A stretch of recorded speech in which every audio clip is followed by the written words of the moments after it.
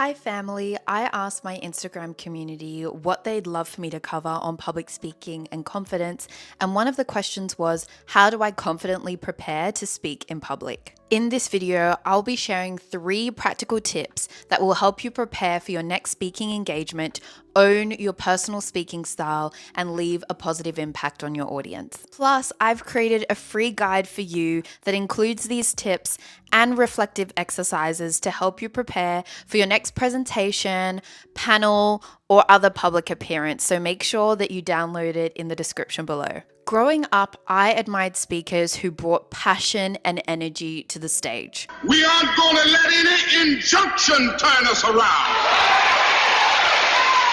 That's when your story gets really good. My first role model was Martin Luther King Jr. He spoke with such conviction and passion, it gave me goosebumps. Over time, my role models have expanded to people like Black Sherif, whose raw emotions and artistic expression inspire me to express my own truth. When choosing your role models, look for speakers whose style resonates with you.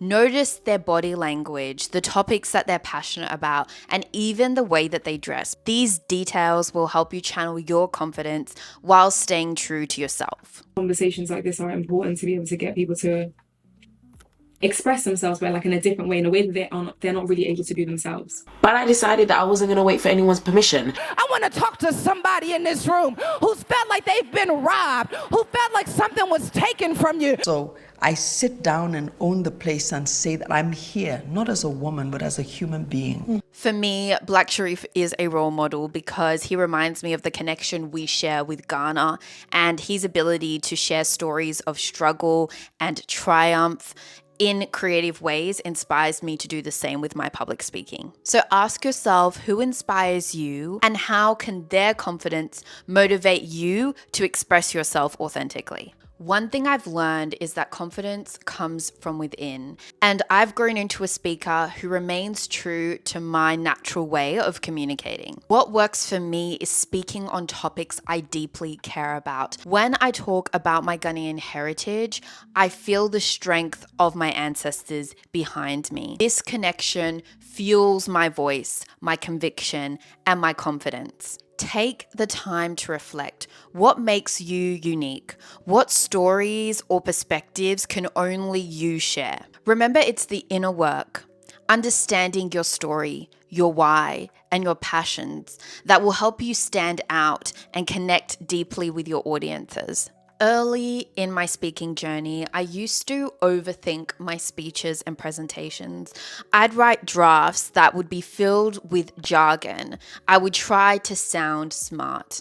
But guess what? This never worked. One of my best decisions was performing a spoken word piece instead of a typical introduction. Do you like what you see, or do you see what could have been? This is a reminder. The audience loved it